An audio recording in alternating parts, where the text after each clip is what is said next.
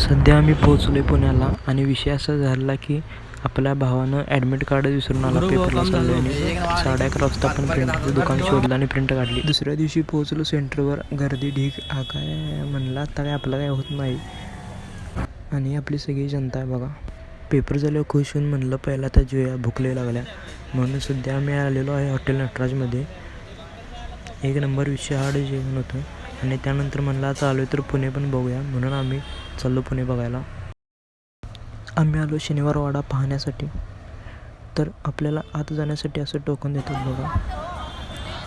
परिसर अत्यंत चांगल्या रीतीने मेंटेन केलेला आहे,